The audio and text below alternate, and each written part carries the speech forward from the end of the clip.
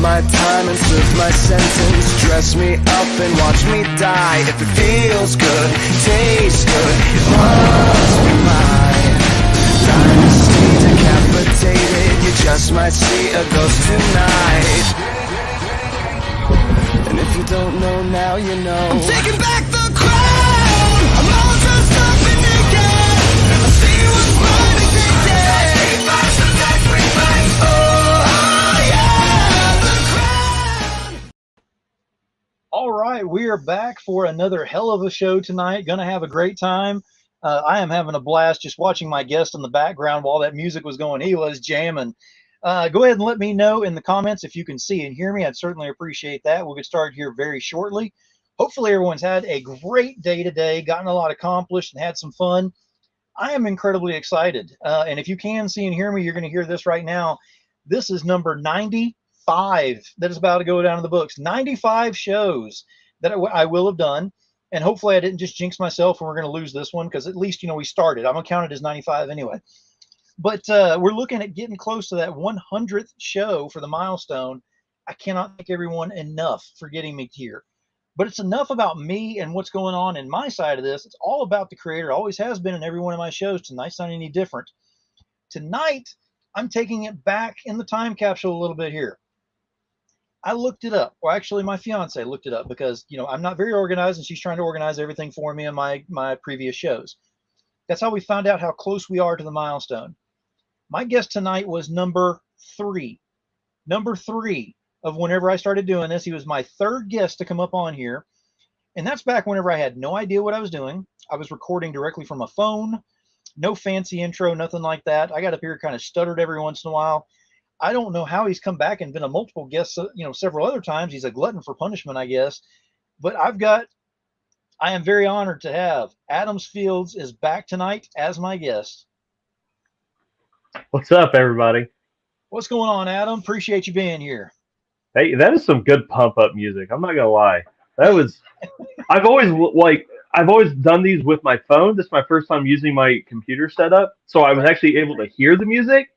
Yeah, I'm like, all right, this is must how WWE stars feel when they have walk in. I mean, we're not planning on, throwing some chairs or anything around here tonight. No promises. We'll just see how it goes. We're going to play it by ear. We'll see. Now, before we get too far into all this and the flaming bat with the barbed wire comes into this, Adam, why don't you go ahead and tell us who you are, what you do, where to find you? Give us that elevator pitch. Yeah, so my name is Adam Fields. I'm actually an independent illustrator. I mainly do comic books and comic book covers. I have done some novel covers. I travel the Comic-Con circuit. You've probably seen me, just like my background. That was actually from this past weekend, Cincinnati Comic Expo. Huge success. But I've had my hand in Upper Deck Marvel trading cards and various indie stories that we'll probably talk about in just a little bit. And they can find me at my website, midnight27studios.com. You can see it on the background there.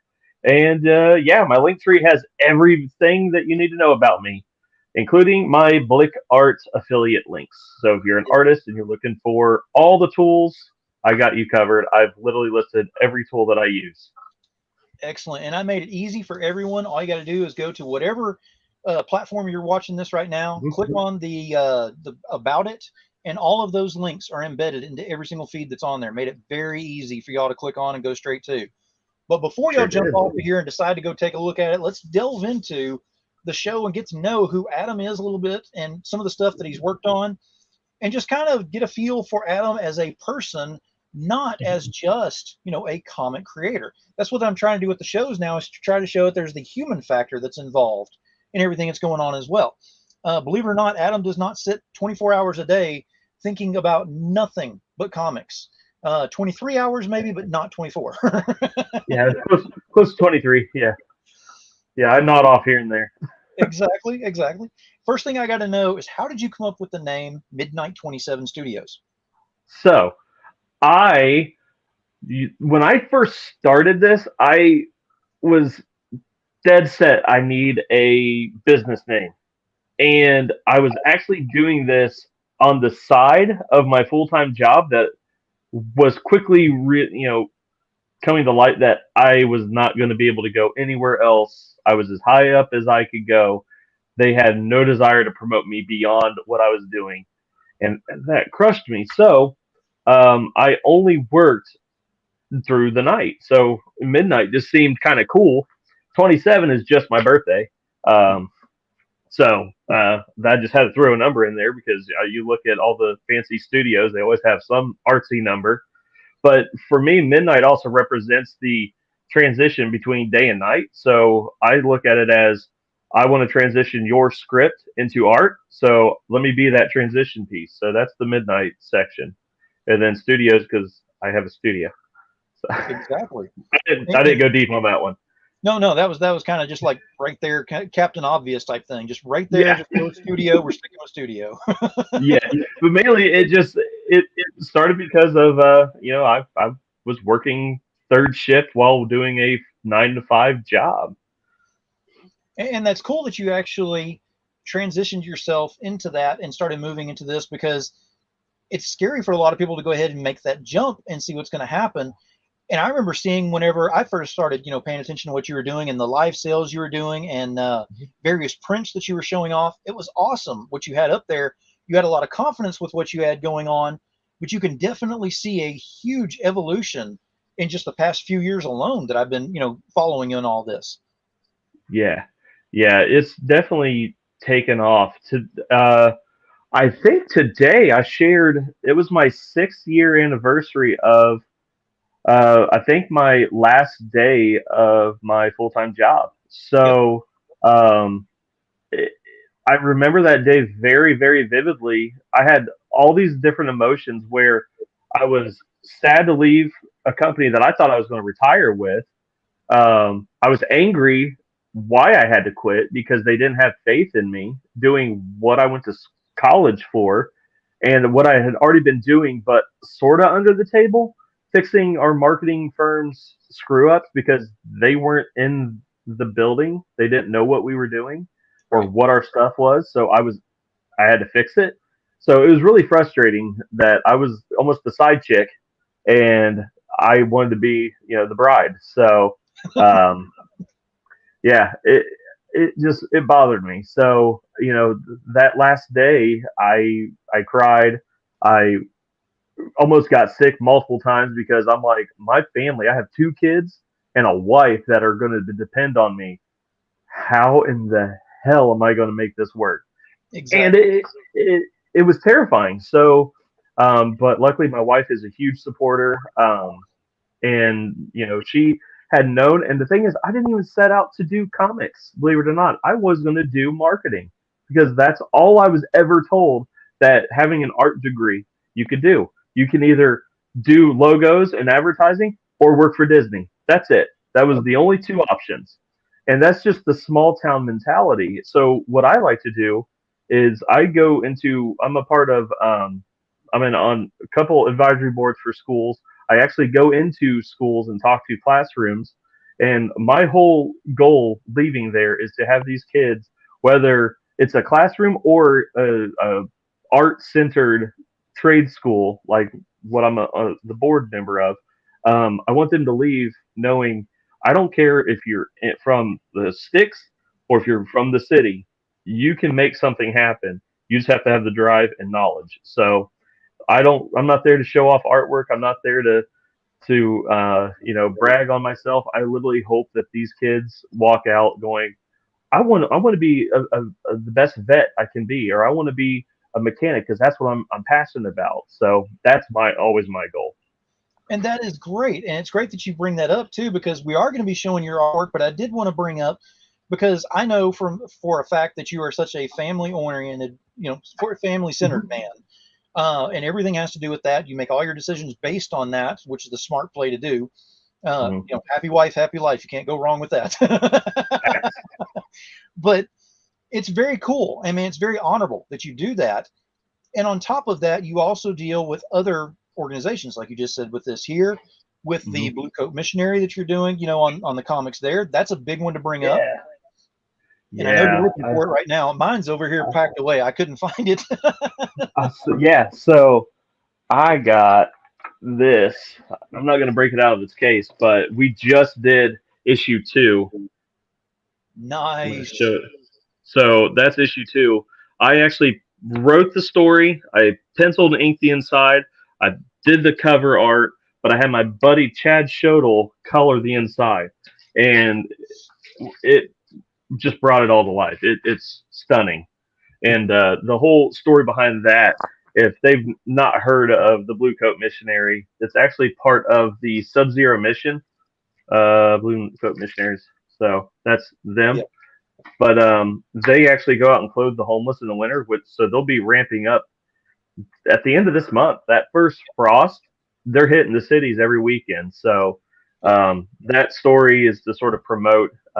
They're not like a coherent or a cohesive story where issue 1 goes into issue 2. They're all sort of standalone stories, so that's why you'll see issue 1, issue 2. But you don't have to read issue 1 to understand issue 2, if that makes any sense. They're just standalone stories that get their mission across. So basically, they focus on a veteran who is struggling with either, this one in particular is alcohol and drug abuse, Yep. and he's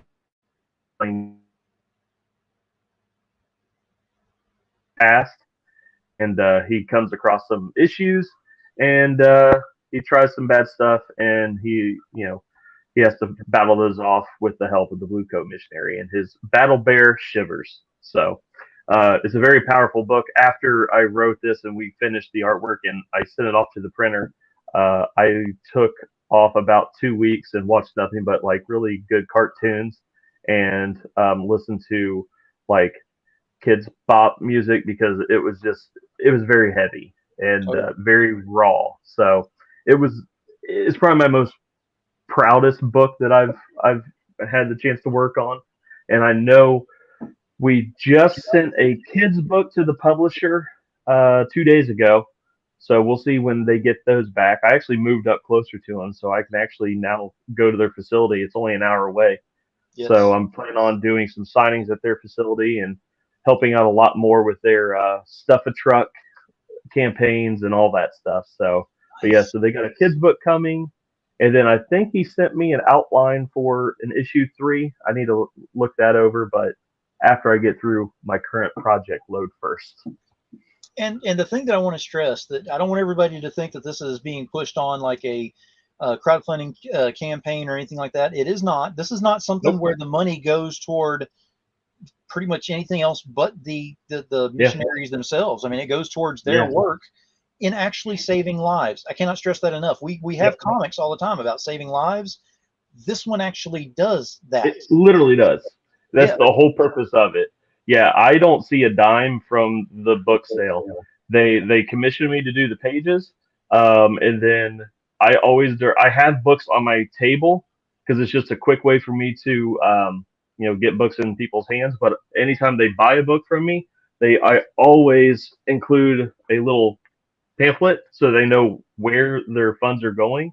And then if like at Cincinnati I didn't have any, my order was pushed back 2 weeks, so I should get them next week. But I always tell them, go to their website and buy it, because the money goes directly to them from there. So the only downside is you don't get it signed. Oh well, you can find me later and get it signed. I'd rather you support them than me. So exactly. And I completely agree on that one. And that's one thing that you'll be more than happy and proud to sign it. They bring it up to one of the cons or something and have you do that, because you know that they've helped save a life, in almost in general. I mean, it may seem like not much, but if you're going out there and giving people shoes and coats and blankets and things like that to survive winters, there are so many homeless out there that they're not only do they not have the money, think about it, they have the pride where they don't even want to ask for things. So now you've got people going out there saying, you don't have anything? Now you do. And they're just loading them up with different things that are available. And this does not come from somebody that won the lottery who's doing this.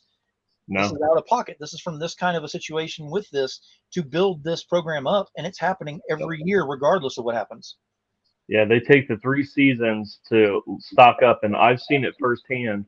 When I first went up to do issue 1 for them, they took me on a tour of their small facility at the time. They're actually building an additional space next to them because they need to, which is awesome. But I have never seen so many boots, socks, sleeping bags, uh, hats. I mean, totes and totes, and these were all donation, from them. Now they do have a crew that will go out and purchase stuff. Right. So if you didn't aren't close enough to do a drop off, you can send them. They have donation on their website, but they have sponsors that will drop off checks to them for $3,000 to $4,000 just because they're like, here, keep your lights on and go get a round of sleeping bags, go get a round of gloves, because like you said, these people are prideful, and that's mainly the reason why they don't. It's pride, and they're also ashamed because they feel like they're a hindrance and they're embarrassed, which everyone comes on hard times. Like they don't want them to ever feel embarrassed. They've actually been threatened before because they're assuming people are out there screwing around, trying to mess with them, when really they're just trying to help them. So they have two teams that one will stay back at the bus for anyone that comes up. The other team goes out and finds them. One, first and foremost, make sure they're safe. Make sure they're not hypothermia or frostbite or any type of illness. Two, make sure, hey, we have stuff. Follow us over here. We'd love to help you. And they get them that way. So it's a great organization. The Sub-Zero Mission, if you want to find it on Facebook, subzeromission.org is their website. You can see it right there. Full screen on there. Yeah, subzeromission.org. Yep. Definitely go check them out. They have patches. If you're a patch collector, they have patches. They have challenge coins for our biker friends out there that love challenge coins. I've got one somewhere. I just don't know where. I've got it stored away. But everything that you could possibly think of. So it's a really, really good cause. And I absolutely love the organization and talking with Al and all of them. So yeah, I can go on and on about that organization. Oh, that's a whole show in itself right there. It really is. We've done one show with Al. I think we need to bring him back and have another show and really bring that up and bring that to attention again. And we'll definitely do that. Yes, I definitely hit him up, especially once these children's books come in. I would love, because I didn't do the artwork. All I did on this was I laid out the story. My friend Erica Elaine tweaked it to make it more verbal for kids, because I'm not a good lyricist. And then he had another artist. I don't know where the artist is from, but he hired him to do the artwork because I can't do kid stuff. Obviously, if you see the backdrop, I'm not really good at kid-friendly looking stuff. So he hired someone that did that. So all I did was just help publish it and format it. So I have really no skin in the game on this book besides it's very impactful for little ones. So. And we will definitely we'll definitely make that happen. But you mentioned the art that you normally do is not necessarily the kid friendly style. We're going to kind of show some of that art, and we're going to start off with a good one right here. I'm saving the best for last, by the way, because I'm kind of really partial to this one, and it's personal. Okay. So I'm saving that one for last. But this one here, this is a recent one that you did. That's just as cute as can be. What can you say? That's like a stuffy that's waiting to be made right there. I watched this movie today too because I was in the mood. I don't know why. I've been on a Resident Evil kick for the last couple weeks, and I thoroughly enjoy. My whole thing is like, if anyone looks at my print wall, everything up there I can talk about. I don't ever just do artwork for money grab. I always have some sort of like passion behind it. Yes. And I grew up playing this game. So I actually stumbled across this piece in my files I had drawn a while ago. I'm like, I'm going to try to color this. And I did. And I'm like, that's going on the wall. So I just ordered prints. These should be in a couple of weeks. They should be in for my next show. Nice. Yeah. Now we're going to go through, I think I've got, you had told me, I believe, 3 pages. We're going to go with the blue coat. Yep. Blue coat right there. Okay. So this is our main character, Dave. He is a veteran from the Vietnam War. And this is shortly after the opening of the story where you see what Dave had to go through in his time over, in Vietnam. and he's basically hanging out with his buddies Hooch and Rex, who are alcoholism and drug abuse, like pills, demons. So he's kind of angry that these bottles aren't working. So obviously Hooch ordered him something a little stronger. And at the bottom panel, you're seeing no one's there. Only he can see these demons. So that's what we as outsiders see when we see them talking to themselves. And obviously the bartender is cutting them off and is kicking him out. And then the last panel there is them taking him home. And yeah, that was a really fun sequence to illustrate. And that's the biggest challenge is, like in the first issue, they're battling PTSD, and he's homeless. He's on the side of the street, and he starts freaking out because he hears a bus backfire, which was caused by the demon. Petey is what we named him, and we don't think about hearing a bus backfire or fireworks, but anyone that's been overseas and woke up and hears that, it's triggering. So he gets triggered and freaks out in the street, and we sympathize with him, but we're also, we see it all the time, and we're like, what's wrong with this guy? Why is he talking to himself? Why I wanted to put you in their shoes of what they're experiencing. So maybe next time you see someone having an episode like that, you might want to pause before casting any judgment. That's all I wanted to try to do with these folks. So, and then we wanted to show this one here. Yeah. So this was one of the most recent covers that I did. So Aftershock Comics released volume 2 of the popular series We Live, and I happen to do exclusive covers. These happen to be the metal covers. I only have 3 sets left. There was only 85 sets available, so I have those on my website. But those are metal, and they are glorious. But I also have regular covers of them. They're just not colored. They are black and white, which was their whole shtick for this first publication, was a black and white issues. So it's kind of cool. It is cool. And then I've got 3 pages here from another series that you had worked on. This is the most recent project called Roadkill Rampage, and I did this with Rodney Fite and Hasm Public Productions. This was, Rodney had brought me on, and what was really funny was he was very hesitant to ask me because he knows my stance on a lot of things, and he goes, I just didn't know if you would draw horror. And I'm like, I love horror. I literally watch it. My whole Netflix suggestion box is nothing but, hey, I just watched The Wretched yesterday. I watched Resident Evil today. I watched what else did I just watch? Oh, it was really good.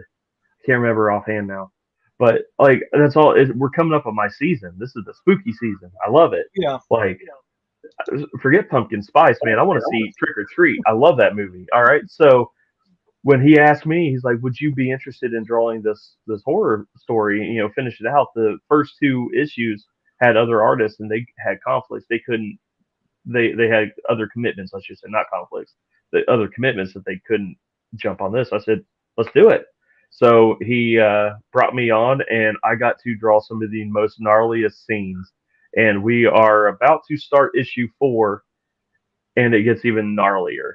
So there's Aaron barging in, but this is a black and white book. I did get to see the print proof at Cincinnati, and it is stunning.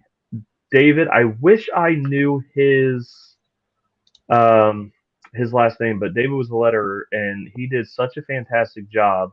But just overall book looks so good. Oh, and Jake is here. I got to meet Jake. He drove in 15 hours to Cincinnati from Minnesota because I'm a bump on the log and I will not go to Minnesota, apparently. So he had to come to me, and we had a really good weekend. So, I had to give Jake a shout out for that commitment.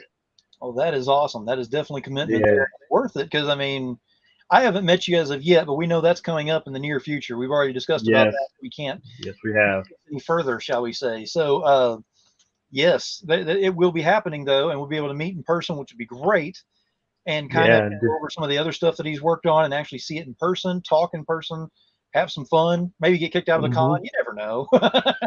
always fun, always fun. Oh, yeah, and so this is from I don't know if you've ever met or talked to Victor Dandridge. He would be a really good guest. He helps out a lot with Fan Expo. He helped out a lot with Wizard World when that was the thing. Um, but he brought me on to illustrate this 3 comic book series called Point of Authority: Family Ties. There's a dark. He actually gave me this mace too. It's made Nice. out of wood. It is epic. It is my new weapon of choice, and I'm going to somehow work this into a display for Comic Con. But yeah, the story behind Family Ties is, there was this amazing superhero named Gold Guardian, and basically he wants to take up that mantle, but it's not quite what you think. So it's got an amazing twist that I didn't even see coming in issue 2. And I've not read it. He just sent me issue 3 over the last weekend, and I'm hoping this weekend I can sort of review the script and get it started. But I just did one cover for it because we're going to do 2 different covers for issue 3, which I think wraps everything up. It is very, very cool. So, Yes. oh, thank you, Jake. Jake, if you think that's true, just hang on, because my favorite's coming up. We're really close to it now. I'm all kinds of excited. We are. I'm excited for it. And we've got this. There's a page out of it. Yep. Yes. Yep. So Kevin, Doug Castro, he's the phenomenal colorist behind it. I did the line art on this, but his colors are just unmatched. And I never know what it's going to look like. I just give them the black and whites, and I'm just amazed every time he turns in something. So that is just one page out of, I think, 48 pages total out of the 2 books of awesomeness. Very cool. And yeah, I'll definitely have to get a hold of Victor and get him on. I've heard before, and we never crossed paths enough for me to go ahead and ask him. So I have to put it down on a book and remember to ask him to jump on it when he's Victor Dandridge, the hardest working man in comics, and that he is. He has so many connections. It's amazing. He'll text me. He was at New York last year, and he goes, "Hey, Greg Capullo just liked your stuff." What? Okay. Like, yeah. So he's fantastic. Well, we're going on to one more piece of art that I want to show on here, and I do not have a digital version because I have the physical right here. I'm going to go ahead and say right now, this is my favorite because no one else has it, for one thing. It's a one of a kind. But the story behind it. The story behind it is everyone knows, like, my grail of guests to have on here to help build up the voice of the indies and really get a spotlight on everything is to have Keanu Reeves on here, because he is so passionate about being positive. And that's what I like doing with my shows, is being positive. That being said, Adam was having a sale on some blanks, and I saw Berserker, and I was like, hey, I want that one. And he was like, well, it's still available. You can have it. He messaged me. It was like about a week later or so. He goes, hey, what do you want on it? And I was like, I have an idea. I don't know if you want to do it or not. It's detailed, but not too detailed. I gave it to him, and he's like, man, I love it. I got to do it. So that being said, and this is like a official reveal tonight, because I have not even done a post of this as of yet. Trust me, it'll be coming up tomorrow now that I've shown this off. But I'm going to show you right now on here so I can see his reaction as I'm holding this up, for one thing. And then I will give it full screen so you can really see what's in here and read it. Hang on just a moment. Do you see it? You can count me in, Phil. That is Keanu right there as Berserker. Count me in. Yeah. See, it's official now. He's going to be on here. That's like a contract signing right there. It's done. I love it. And when he comes on, I need to be on there just so I can say hi, and then I'll log right back off. So yeah. Oh, trust me, I've got a line and a half. It's going to have to be a recorded, like a pre-recorded, because I'll break the internet going live. Yeah. But Yeah, I mean it's got the certificate of authenticity, everything like that. So that is mine. That you will not see that flipped or anything. That is simply up so I can see it all the time. Pulled it down just for the show. But I'm gonna tell you right now, I am so proud of that piece, not just because of the artwork on how good it is and everything, but because he took an idea that I was passionate about and actually put it to pencil on there and got me excited about it. That is awesome for you to be able to do that. And I appreciate you doing that. And I know you did that for a lot of people. You even said you bit off a little more than you could chew on that particular sale. Yeah, I always end up doing that. I did. I went to Comics Elite 2 years ago, I think it was, and I ended up taking 127 commissions because we just didn't stop. And at that time, Ernie was looking at me like, "You want to call it?" I said, "If you trust me to take these home and get them done," he goes, "I trust you." So we had to convince the office manager, and what swayed them was I told them, "Don't pay me." Like they were going to cut, my check right there, and I flat out said, like I walked out. It was an hour and a half drive to and from their shop, and I was there for 3 days. So back and forth, that was a lot of gas I took up. But when everything was said and done, I knew what my cut was going to be, and I looked at him. I said, "Don't pay me then. Let me get my first chunk done, and I'll drop them off personally. Then you can write me partial check." I said, "Don't pay me full." And like that took him back. I'm like, if I'm not gonna get them done, I'm not gonna expect you to pay me. I said, I won't. I won't pay somebody unless I know for a fact that it's gonna get done, or, um, you know, it's some part of the job is done. So that kind of put my faith in them, and it took me about 4 months to get all the orders done, but we got them, and I will never do it again. So I will put a cap on it for sure. That was very foolish, but everyone got the best bit of my work. So So you heard that tonight. His cap is 126. Anything over that, he's not doing it. it. And I loved it so much, I got it on my arm. No, I'm just kidding. That was that was a that was my old Derby number. It was really funny that just happened to be what it ended at. Like we called it, and what was funny was one of their staff members added one more, and that's what made it 127. So it would have been 126 had he not spoken up and we talked him into it. So it's really cool. What are some of your favorite horror movies, since we're coming up into that favorite time of the year? I mean, we're only one day away from going into spooky time. So my all-time favorite is Scream. We met Matthew Lillard and Skeet Ulrich down in Horror Hound in Cincinnati earlier this year, and that sealed the deal that Matthew is probably the nicest celebrity out there that I've met. But he couldn't have cared less that I was there. He signed my drawing. He signed this action figure, this NECA figure that I have. He signed the box of it, but he was more interested in my son because my son is, I'm 5'8", my son is 6'2", and so he towers over me. And he's 15, and this was his first celebrity that he met. And I always heard that Matthew was really cool. So Matthew zigzagged through the entire line, high-fiving everybody. We were about 5 or 6 in line.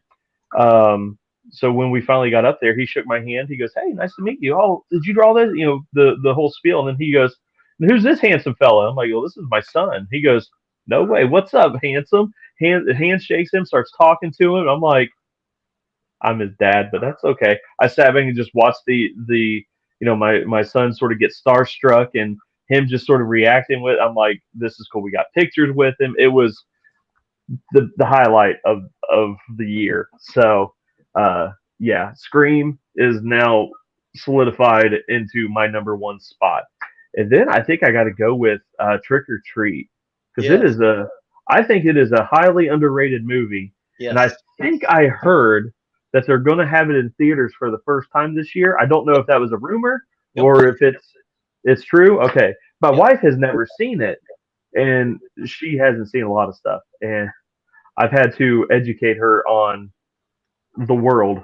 She was very sheltered, apparently, and so she's like, "What's trick or treat about?" I'm like, "You got to see it because the way that they story tell and piece things together along the way, it just makes for an amazing cinematic adventure." So, yeah, Oh, I agree. And the way that it comes full circle and just finishes it off, and it doesn't matter how many times you watch it, you can't figure out where it veers off, where you can't right, follow.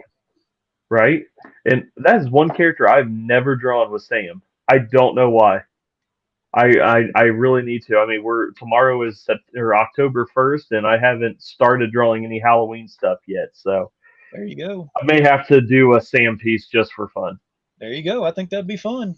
Hmm. That would definitely be up there at the whenever you get that up, because everybody's gonna be going trick or treat, Halloween, all of it's all together. Those hashtags are just out there, and yours gonna be right there. Yep, that's a fact. So I need to do Man, that. that is great, and it's, you mentioned we lost him. I didn't do it, I swear. We're here. I never touched a thing, I swear. Right. No, I mean, you've got some great choices there with some movies and all, and I'm planning on doing the 31 days of Halloween and showing off my stuff, and then putting post up on our YouTube channel as well, showing off some of the trailers for some of the ones that I can find anyway. Yeah. Because I'm trying to veer from the regular. I don't like doing the cookie cutter, well, it's Halloween, Texas Chainsaw Massacre, blah, blah, blah. Okay, Yeah. they're good, don't get me wrong, but there are other ones that are more obscure, trick or treat, that kind of get a lot more spotlight whenever you really delve into the storyline on there. And that's what I like to bring up, is there's so much out there more, that's involved with Halloween and with horror movies, and not just slasher and gore factor. Yeah. Yeah. Yep. There are a few that are done well, and then there are some that it's like, so you just bought 87,000 gallons worth of fake blood and threw it out in there and said it's a movie. Absolutely. Yeah. Yeah, I'm in it for the story. Wretched, like I said, I just watched that. I remember the other one I just watched was called Choose or Die. Yes. And it was okay. Not top up there, but it was fun enough for me to enjoy. Right. But yeah, I'm not like, I will say one of my least favorite horror movies out there is Hostel, because like it is 50% porn and then 50% just like slasher or shock factor, and there's no substance there. I couldn't tell you a main character's name. I couldn't tell you why they're killing people. It was just not impactful. So I didn't even bother watching the next 2 or 3 or whatever. One that had me kind of cringing. I don't know if it's considered a horror movie, but it could be real enough that made it scary. Was The Purge? Yeah. The first one, being stuck in your own home and being a prisoner of your own house, that to me is terrifying. Yes. And I don't know. I just that movie actually got me. I'm like, I don't like this. Well, it's not only that, but it's the morality of it. I mean, if it were available, who's going to step up and say, I'm going to either stay in my house or I'm going hunting? Yeah. So yeah, to me, that's kind of secret why I'm kind to everybody. No, it's just because of course, Amy and I have had this conversation. Like, would you? I'm like, no, because I'd be the dude that would have the safety on, or I would not be strong enough, or I would fall, or I wouldn't look down this alley and I would get hit by a van that has spikes everywhere. Like, I would screw up, and I'd be the one that paid for the ultimate price. So no, I would sit at home and I would watch, the Little Mermaid or something, and forget about what's going on outside. That you saying that is funny, because you never know what's going to happen with that, and you're saying that based on your personality and everything, this is how you foresee the events of that. Because it's funny how the movie goes, and actually has like a businessman walking around in his same suit that he wore during the day. Yeah. Just, going at people with a full automatic gun or something. It's the morality issue. It's like, how far does it go? And then of course they went to the political issues of it. And that really dances around how much of this is based on fact and how much of this is based on fiction. Absolutely. Like, I think the worst thing I would do is like tax fraud. Like, I would just like, no, I didn't pay that much. Like that's as far as I would go. Like I was sticking to the man before I would my neighbor. Okay. IRS, this show is not affiliated with Adam Fields nor anything. Just want to let y'all know we're not affiliated at all. Just I want to put it out there. You know, we got don't worry, guys. I pay all my taxes. It hurts every month, but I do it. I mean, you've got a lot going on. You stay busy with a lot of things that are out there. Now, are you taking any kind of commissions for cover work, or doing personal? Yeah. Commissions? What are you doing? So I'm looking at my schedule for October. I think I'm going to try to open up because I only have 2 shows left for the year. So I'm looking at opening up personal commissions because I have 4 bins. I should say 4.5 bins now of blank covers. I have very generous fans.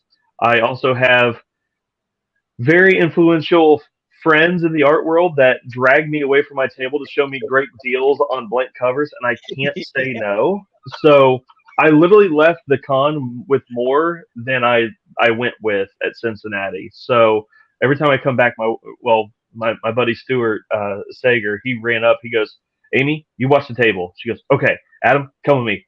He showed me this guy that had amazing deals who were sort of tucked in the back. Stuart bought 90 from him. I think I bought 20 off of him. They were killer deals. You couldn't pass up. And I walked out. She goes, "You're not allowed to leave with Stuart anymore." But okay. So that happened, but I'm looking at doing like a mid-October sale after my Jim and Dan show, which is the 16th. So I think that following week I am going to open up personal commissions. As for covers, I am open for cover work. I think I have 3 more spots for the rest of the year.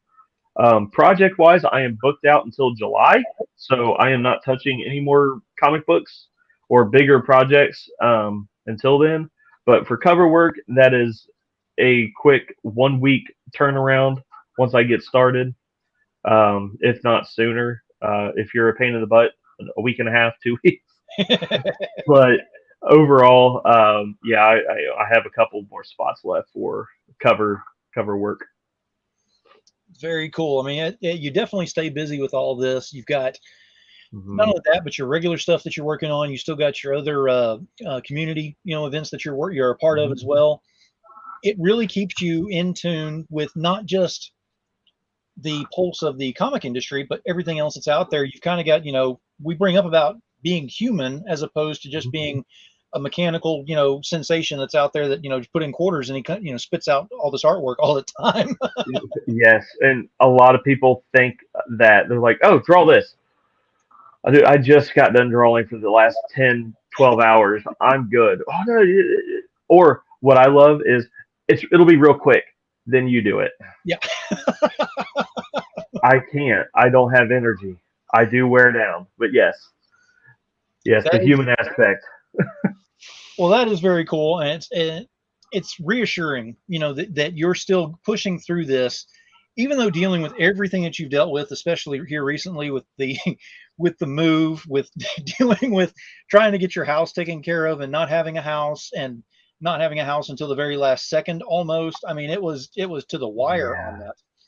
I'm never doing that again. I told my wife if she ever decides to leave me, I'm staying. I ain't moving. I ain't doing this again. We lived out of once we even got the house, we had to wait 2 weeks while we were here for our pods to be delivered because they had to find drivers to drive them from Cincinnati storage to Youngstown. And I'm like, why'd you put them in Cincinnati? You should have just drove them up to Columbus or something. I know there's facilities up there. I've seen them. So, yeah, it was kind of a fiasco, but now we're all settled in. I got my supplies.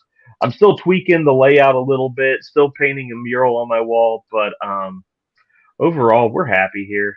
The kids are loving the new school. We're loving. My son just my youngest went fishing today with his grandpa because they had a grandparents' day at their school. And so he took him out for steak lunch and went fishing. And the kid caught, and I'm not even kidding, we have pictures, So it's not like I caught a fish this big. No, he legit caught a fish that was 20 pounds. My son weighs 58, Wow. and it was insane. So yeah, they're having a great time, having things to do, and my oldest is at a bonfire right now, so we're loving having options now. So Well, I've got 2 questions for you to go ahead and Yeah. kind of close this out, because we're going to keep it Oh, kind of yeah. short, because I know you got other things you want to do as well. Plus, Yeah. I want to make sure we don't, run out of people watching this thing. And I know we got a lot of post viewers that are going to be watching this as well. Yeah. So the main thing that I want to know first and foremost is, what are we looking for from you in 2023? We're about to end up with 2022. Can we give us, I mean, you don't have to give us spoilers, of course, but 2023, what do we got coming? So I am in the thick of it right now with a comic book called Ink. It's issue 2 through Sierra Nova Comics. I am going to be the penciler and inker on it, and I think I've penciled out 8 pages so far, and I'll be inking them because I like to work in batches. So I'm about we're just getting started on that, but it's going quick. Screen Boy 2, there's a lot of work behind the scenes on Screen Boy, so everyone should be on the lookout for Screen Boy. And if they haven't picked up issue 1, they need to, because the creator of the series is working very diligently with studios. And when I say studios, I'm talking film studios. Ooh. So there's a lot of stuff in the works behind the scenes on that. I can't officially say stuff yet, but there is a lot of things. So issue 2, I am almost done penciling that book, and then I'm passing it over to the inker and colorist, Carlos, who kills it every time he touches anything. So you can actually see his colors right above the bill of your hat there with Screen Boy on the backdrop. Right between Rodan and Spider-Man 2099. And then I'm working on Roadkill Rampage 4 with Tina and Rodney. Script is done. The script threw me for a loop, how it ends, and I'm so excited to illustrate it. So I am doing all the art for that. It is a black and white book, so I'm pencil ink and then gray toning. And then Point of Authority issue 3, which wraps up our Family Ties arc with Victor Dandridge. And then I am remastering my comic book series, Prowl, which a lot of people know me best for. I had the realization that my first volume is good, but it could be better. And after working with so many different publishers and writers and creators, I felt confident in myself to remaster it. So I'm not only remastering it, but I am pitching it to bigger publishers outside of Midnight 27 Studios, because I feel that they would do it more justice and get it in front of more people. So we'll see where that lands. I've already roughed out the first issue. I've already scripted the first volume, and I've already outlined the second and third volume. So nice. Got lots of things in the iron, all these irons in the fire. But I also have a couple covers that I can talk about later. But look at my checklist. Yeah, that's about it. So, Tank, thank you for being here. And yes, absolutely. Smash that like yeah, button. Yes, absolutely. Thank you, Tank. yeah, do all that. And poof, I'm a ninja and gone. Yep, just like that. Nope. Hey, you know what? I will take it. If people want to go ahead and support, it costs nothing to hit the power of the the share button out there and everything. And that just happened. That's as easy as it goes right there. It didn't cost them a thing. Right. And that's what I love to tell everyone. I'm like, you could just scroll. If you see my thing, a post, just hit the like button on it. That bumps it up in the algorithm. You don't even need to comment. Just hit react to my post. That's all I ask. Or share it out. You don't have to say anything. Just hit share, because the more eyes, the better. Now, the final question I got to ask you is, if you had one piece of advice to go ahead and give somebody who is in the creative field as an artist or a creator, what is the one piece of advice that you would give them? Be genuine. I mean, the creativity, you either have it or you don't. It's a passion. It burns inside of you. I have zero desire to be a drywaller. I can do it. I don't want to ever step foot into a career in that field. I want to create. So telling a creative to, oh, study and do this, no, you're already naturally doing that. When it comes to talking with people, especially if you're at a Comic-Con setting, I don't ever tell prices because I kind of forget. I never elevator pitch somebody. I will tell them, here's what I have to offer. I'm doing commissions. I have prints, and here are books. If you see any that you're interested, let me know. My name's Adam. What's yours? And then we just start talking. And that's it. I want to know why they're at the con, what are their interests, and how can I make their experience at the con even better? So just be a genuinely kind person. That'll get you way farther than being a pushy car salesman. So, Absolutely. Yeah. I could not agree more with that statement there.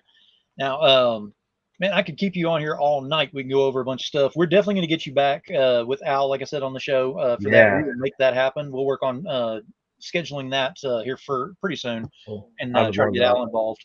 But also, everyone that's out there, make sure that you follow and see what's going on, because there are a lot of things that are happening over at this location. And you want to keep abreast of what's going on, because finishing out the year is one thing. Like he already said, 2023 has already got a lot moving. There's a lot of moving parts, and you do not want to get left behind on this. Nope. No, it is crazy that we are knocking on the door of 2023, and it's fun and terrifying all at the same time. Exactly. Adam, it has been an honor having you back on as a return guest yet again. Like I said, my third guest, when I first started doing this back 3 years ago. 3 years. You were my third guest I ever had. Terrified to, be doing the shows and everything, but apparently y'all like them so much, or have that much of a pain tolerance, that I've, been able to do this for almost 100 shows. I thank you very much for being here and for sticking with me throughout all of this as well. And I look forward to getting you back on here very soon as well. Yeah, thank you for having me. I mean, I thoroughly enjoy it, and what you do for the indie community as a whole is just unmatched. So thank you. Thank you very much. That means quite a bit to me, more than you know. But I'm going to go ahead and drop you backstage right now. If you want to hang out for just a moment, let me finish up with my closing statements, and I'll get with you here just very shortly. All right. Bye, everybody. All right. Hell of a show, number 95. We have Adam Fields is in here. We were talking to and got to know him a lot more as a human being, as the person behind what all was going on. Now, I always have closing statements. Tonight's not going to be any different, and it's always about my guest and something that was specifically said, and I choose a one-word format to go with on that. Tonight, I got to go ahead and go with it. I had another one to go with, and then Adam went ahead and had a better thing on there at the end, genuine. That word right there should mean a lot more to more people than it actually does. Genuine actually has more of an effect to lead toward old school morals the way that it should be in life and in general, not just the industry itself. So the more genuine that you are, the more that you present yourself out in the open for others to respect you. The more that you gain respect, you give respect, and so on and so forth. It's a circle that goes around there, but it's all about how much you put into it, how much you get back. It's not about what's owed to you by any means. So be genuine about what you're doing. I try to be genuine about every show that I have up here. Every single time I do one of these closing statements, it always has something to do with something that not only someone else could learn out there, something I'm learning from every single show. So that being said, hell of a show is in the books for number 95. I will see you next week whenever we have guests, and I'm not seeing them right here because I wasn't prepared. I'm getting old. It goes from the head real quick on there. But we've got a special panel next week where we're going to be talking about readers versus collectors. It is not a dramatic panel. Don't get excited about that. We're just talking about what's the difference out there. Are we having too many people that are actually buying these things just to have, ooh, pretty, there's a cover, and they never figure out if you actually open it up, there's words in there? We're going to kind of discuss that and find out where this is leading. So that being said, thank you for being here. Please do not leave until after the credits are over with. You do not want to miss the end credit scenes. I am having a blast doing these things. So until next time, keep it indie, y'all. I'm all dressed up and naked. I see what's mine and take it. Oh yeah, the crown, so close I can taste it. I see what's mine and take it. Oh yeah.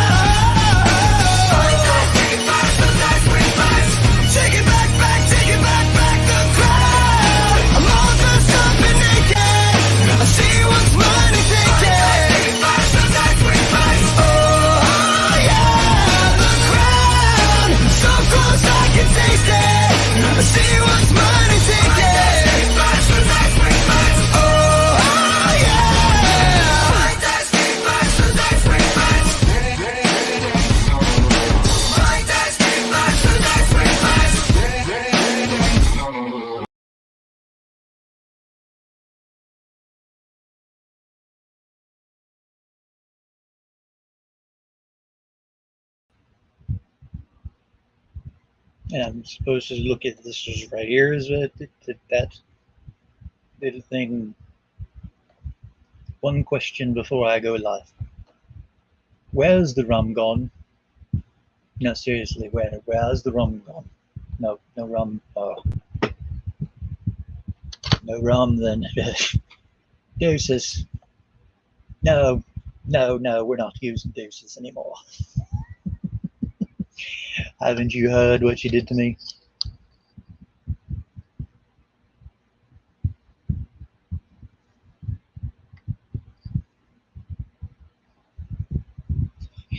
You are laughing, you know it.